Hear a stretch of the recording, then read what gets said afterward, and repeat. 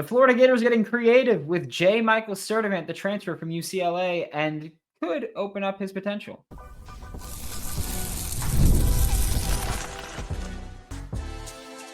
You are Locked On Gators, your daily podcast on the Florida Gators.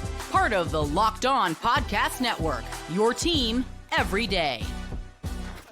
Hello, and welcome back to another episode of Locked On Gators, part of Locked On Podcast Network, your team every day. Thanks for making Locked On Gators your first listen of the day every day. We are available daily and free reviews in the podcast and on YouTube. Happy Monday.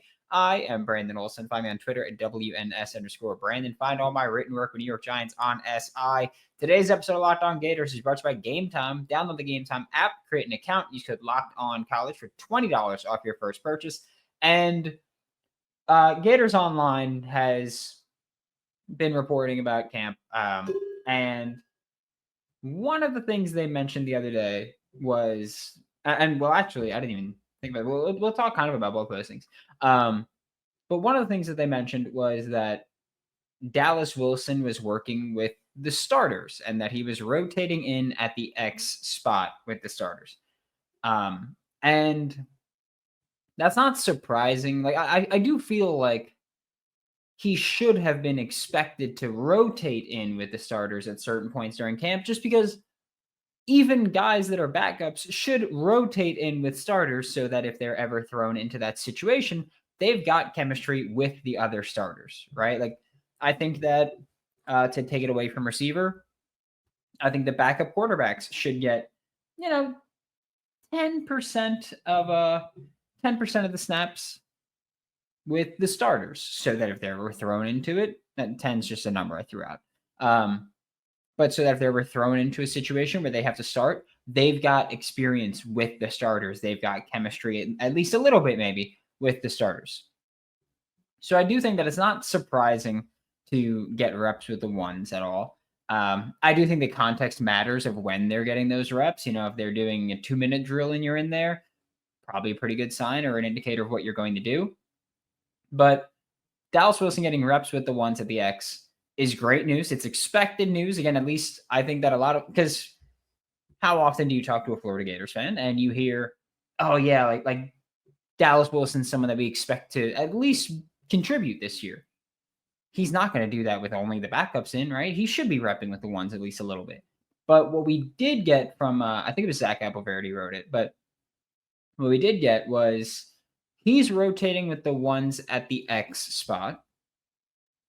Trey Wilson is rotating with the one or playing with the ones at the Z spot, which is that other receiver, the Chimdike spot. And then J. Michael Sturdivant is playing in the slot. And J. Michael Sturdivant is a very large receiver, right? Obviously, that was one of the big selling points when he was coming over from UCLA was, this is the size that we were looking for. Like this is the length and the mass that Florida Gators fans want in their receiver. He's listed as I think it's 6'2"-ish, but plays bigger, plays strong, right? So J. Michael Sturdivant is already thought of as the X most of the time. In this case, when Dallas is at the X and Trey is at the Z and J. Michael Sturdivant's in the slot, different situation, right? First off, ton of size in that situation. Dallas is a big dude. J. Michael Sturdivant's a big dude. Like, you're getting a ton of size in that situation. So that's first. Second, you go back to J. Michael Sturdivant's 2 best years at UCLA. There's a couple reasons. By the way, I don't think I've said this yet. I love having J. Michael Sturdivant work in the slot a bit. You go back to J. Michael Sturdivant's 2 best years in college. It was 2022 at Cal, where he had 65 catches, 755 yards, and 7 receiving touchdowns. And then 2023 at UCLA, where he had 36 catches, 597 yards, which is almost 17 yards per catch, and 4 touchdowns. And so you look at those, and those are his best years. And you look at the splits there. By the way, last year he had 22 catches, 315 yards, 2 touchdowns. Their offense was a mess. Eric Bieniemy did a horrible job please stop pitching him as someone that should be a head coach somewhere. He's proven consistently he's not a good play caller right now. Let him become that. Okay, just want to throw that out there. But with Cal in 2022, when he was his best year, J. Michael Sturdivant, or I guess best year in terms of volume, but if you're talking about just deep threat, UCLA's first year. But his last year with Cal, he played 34% of his snaps in the slot. He's done it before. His first year with UCLA, he played 27% of his snaps in the slot. Last year, when he had a bad year, he played 6% of his snaps in the slot. Okay? And there's a thing that a lot of coaches love to do, which is just putting big guys in the slot because they do create mismatches, right? Like, look at, for example, for Florida's side, look at Sharif Denson in the nickel. Okay? Sharif Denson is 6 feet, maybe slightly favorably there too, but 6 feet. J. Michael Sturdivant, 6'2". It's a decent size difference, especially when you consider how freaking long J. Michael Sturdivant's arms are. Teams like doing this with a power slot. That's what it's called. It's a power slot. When you put in the big, bulky receiver, the X receiver in the slot. Brandon Marshall did it. Like you see guys do that. It's not new. But this is kind of the first time that we've truly seen Billy Napier. Again, this is working under the assumption that they actually do operate in this way.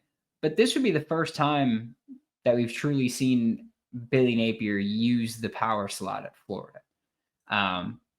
And it's not that he's doing something new. We saw Khalil Jackson do it a little bit, but not too much. And even then, that was 2 years ago. But this is the first time that we've seen Billy Napier do it, again, assuming he does it somewhat often. First time doing it since 2022, and even then, Xavier Henderson wasn't really he's tall, but wasn't really the power slot of it, right? He was just tall. And even then, he was about J. Michael Sturdivant's height, but way leaner, right? And so he wasn't really a power slot. He was just a tall slot. And so then you've got now J. Michael Sturdivant doing it. And this is Billy kind of dipping back into the Louisiana days. Because at Louisiana, that was the thing. You could go back to probably a week or two after Billy got hired. And I was talking on my show about what Florida did, or what Billy did at Louisiana with his scheme. And his main slot receiver was Jalen Williams his last year at Louisiana. 6'3", 220 pounds. And that was his primary slot.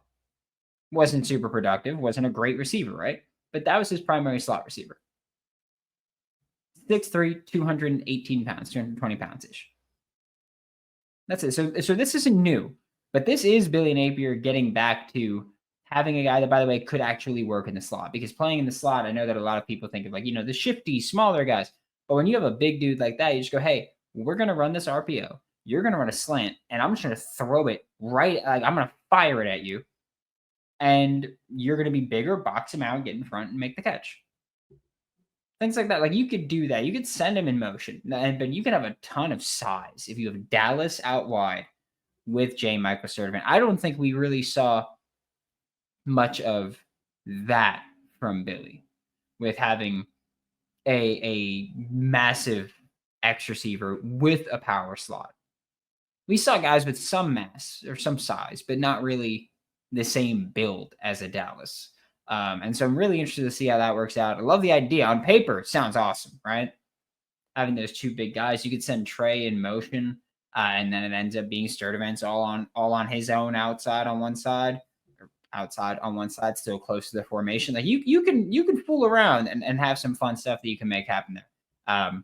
So be really interested to look at what that looks like. It's exciting. A lot of potential there. I'd be curious to know how much they go to it, how often they go to it. If I'm them, I'm repping that as much as I can against LIU. And I'm making sure, hey, we got this going in game situations, because that could be really dynamic. we are going to talk about the pass rush of this Florida Gators team, which is obviously going to be, or expected to be, pretty damn good when we get back with Locked On Gators. It's time to fuel up and turn it up with 5-Hour Energy Transfusion. It brings the bold grape, ginger, and lime flavor of your favorite golf drink, minus the alcohol, into a quick, energizing shot. So whether you're sinking birdies or just making memories with friends, this one's a hole-in-one for your energy game. And let's be honest, some days on the course or off of it, you just need an extra boost to stay sharp and to stay energized. And golf's all about good times with good people and good flavors. Of course, the grape ginger lime flavor gives you the best parts of your clubhouse go-to without chasing down the Bev card. If you go to 5hourenergy.com today, that's the number 5hourenergy.com. You can use my promo code LOCKEDONGolf to receive 20% off your first order. This offer is only valid until September 30th on one order. Again, I'll be used with other orders, and the code is not good on subscription offers or subscription orders. Whether you're meeting up with friends or trying to turn 18 holes into 36, get the energizing boost you need to power through our order transfusion flavor 5-Hour Energy shots today. Thanks for making Locked On Gators your first listen of the day every day. We are available daily and free wherever you listen to podcasts and on YouTube. And the next thing we're talking about for the Florida Gators is this pass rush, right? Because in fall camp, I mean, I do think that early on, especially, I think the pass rush should be doing their job, right? I think that, and look, having 4 returning starters on the offensive line, positive, right? Like you should be ahead of the curve there. You should be getting going a little earlier. Having Bryce Lovett now starting with the right tackle spot is going to be interesting to see how that one shakes up and how that chemistry works out. Because, and I've been very always open about this. For me, when I think of offensive line play, it's all about the unit. You're only as good as your worst offensive lineman, right? But it's all about the unit and how you perform together. I've said it a trillion times. I'm a Giants fan. When my team was good, first off, and two, winning Super Bowls, it was with a bunch of offensive linemen that weren't Hall of Fame caliber, weren't all pro all the time. They had, Chris Steve was really good. But a lot of it was just how they played as a unit. And I think playing as the unit matters more than anything else here. And so this offensive line will get together as a unit and be good this year, I think. But reports from Saturday's open practice, and honestly, the entire fall camp so far, the brief bit that we've had, pass rush is looking good, right? And that's expected because this is a team with, I mean, on paper, potentially the best pass rush in college football, right? You got Tyreak Sapp he was a monster last year, right? And Tyreak Sapp is someone that for years I was like, I need to see it before I buy into this hype that he gets every year. And last year he backed it up, and I feel like this year he's not. That's also the crazy thing. I feel like every year Tyreak Sapp has gotten insane hype and hasn't backed it up, and then last year he backed it up, and it feels like he's not getting that same hype this year. It's wild. So you got that with Tyreak Sapp. Caleb Banks is back, and he is a potential first-round pick in the 2025 NFL Draft. I know people are going to go, oh, projected top 5. That's not true. I don't care what anyone says. But first-round pick could be a very realistic thing for Caleb Banks. Not saying he can't go top 5, but he's not projected it right now. I don't care what mock draft you looked at. But Caleb Banks, back at the 3-tech, if he has a season like he had toward the end of the year, and he does that for the full season, we can have top 5 pick conversation, sure. Because if he does what he did on film in the final few games of the season, if he can do that consistently in 2025, he's going to be pretty undeniable. And what was it Thanos said? Inevitable. He is inevitable as long as he does his thing. So you've got that 2 great defensive linemen. Jamari Lyons is back, and the expectation is that he's going to be pretty damn good at the nose. Mekhi Boyero, again, I don't think Mekhi Boyero played great last year. I do think that he played great for a true freshman. So I don't think that he was, stellar at all.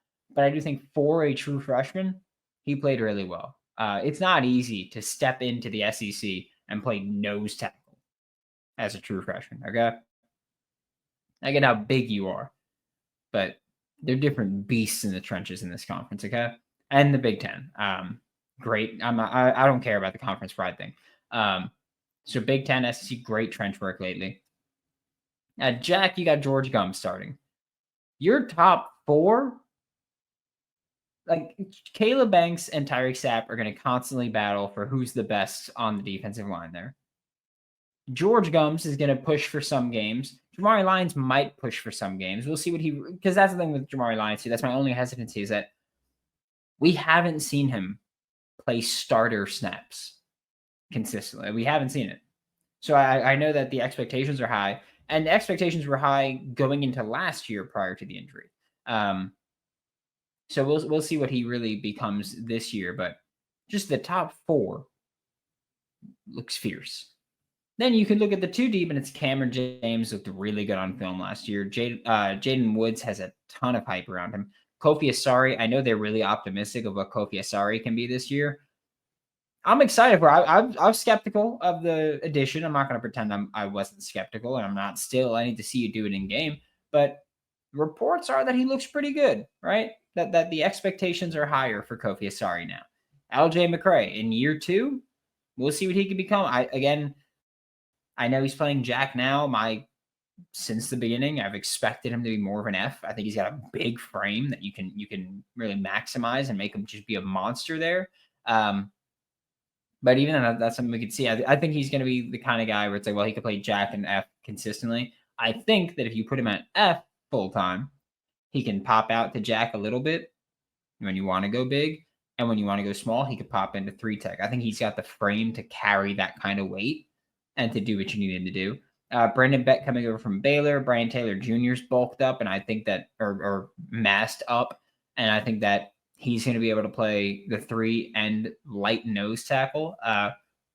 Because we spoke about this last week too. He's listed as like, I think it was like 295 now or something like that. That's a big dude. So you do have the potential of putting him in the A gap, basically, and just saying, all right, let's make some stuff happen here. Not consistently, but situationally, you could do it. Like this pass rush. Yeah, sure. They're given a great offensive line, reportedly, giving him struggles. That's a good thing right now, honestly. First off, this offensive line needs to be prepared to face any kind of pass rush you can get. And also, secondly, this defensive line is going up against what might be the best offensive line in college football this year. Might. I don't think they will be. I'm not going to say that. I don't think they won't be either. Just because I don't know the depths of the other offensive lines in the country. But Florida's offensive line should be an elite group this year. This is iron sharpens iron at its absolute finest in the trenches for Florida right now. And this pass rush is getting in the work. They're winning right now. We'll see what happens throughout all of fall camp, because I do think that offensive line is going to shift toward them. But I do love that this defensive front has a lot of potential. And I'm not even talking about in terms of talent, but has a lot of potential in just what you can do matchup wise.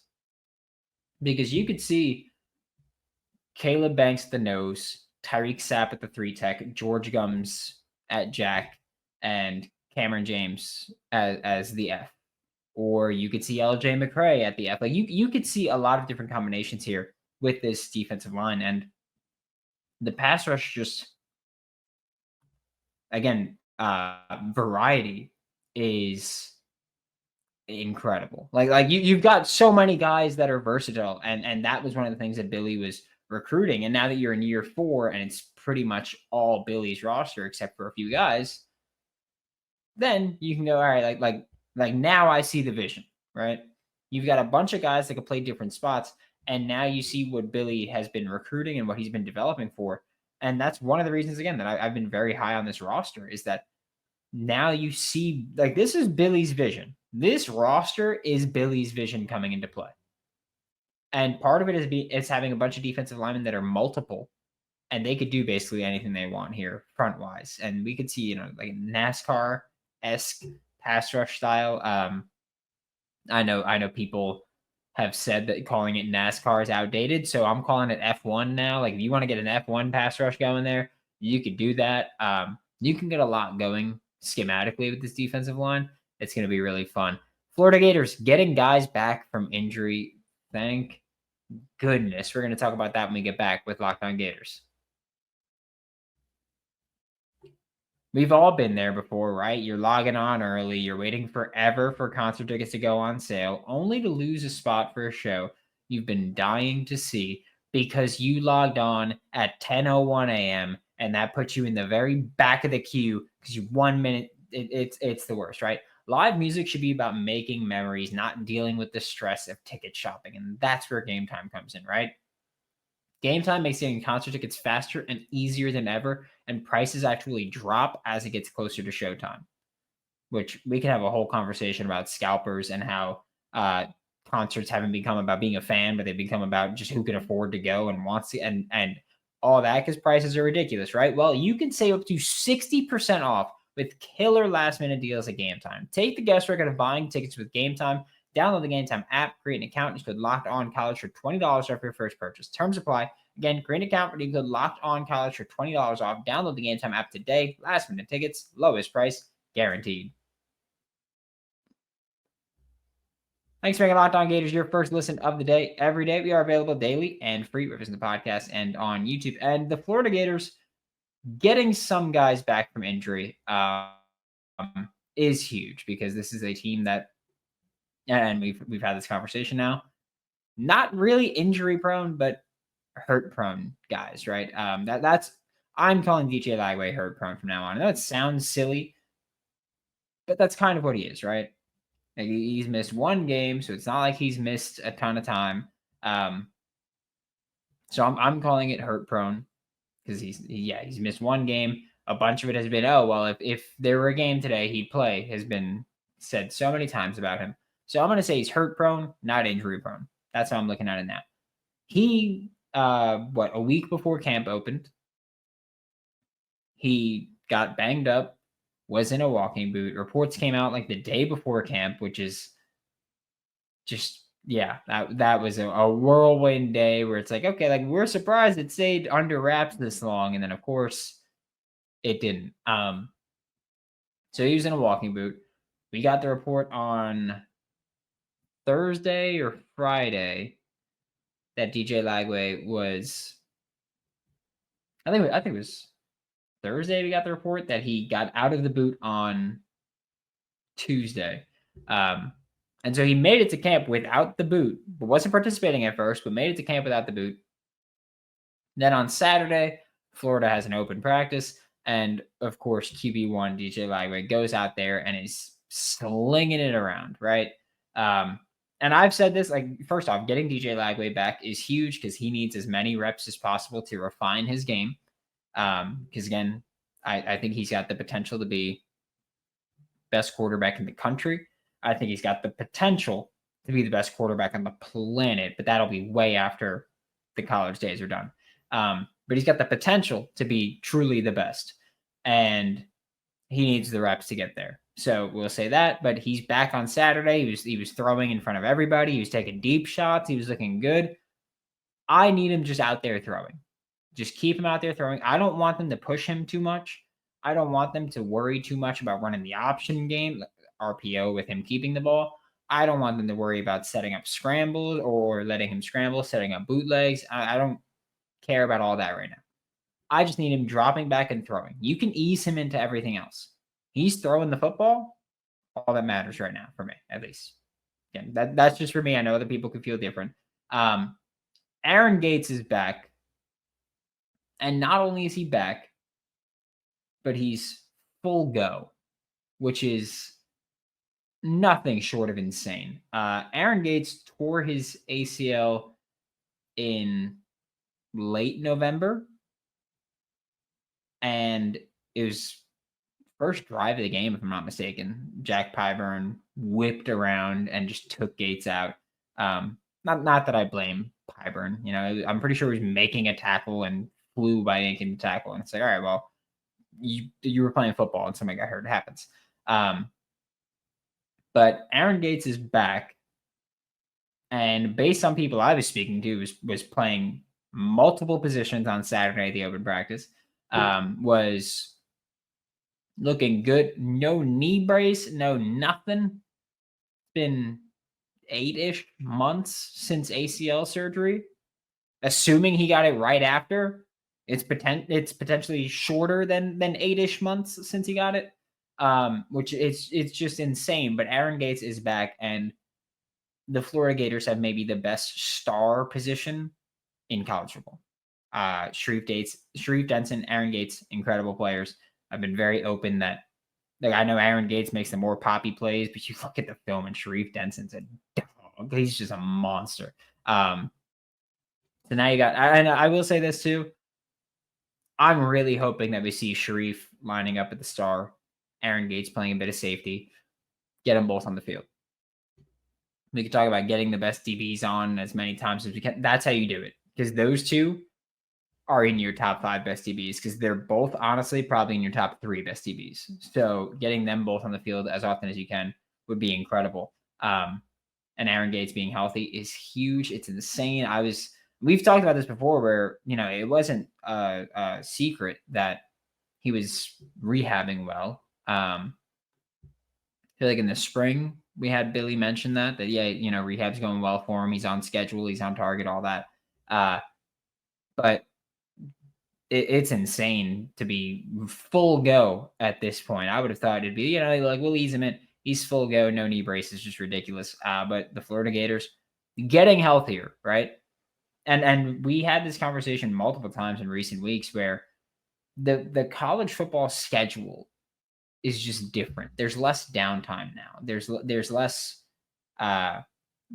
recovery time now, because things get pushed back and pushed around scheduling wise, and then the postseason is longer and later now, and so it's tougher. Like you're seeing more schools come into fall camp with injuries. It's about getting right as early as possible. And for Florida, you went into fall camp thinking, all right, we got our starting quarterbacks banged up, a key rotational player in the secondaries banged up. When do we get them back? And within 5 days of camp opening, you got those 2 back. You've still got guys you've got to get back.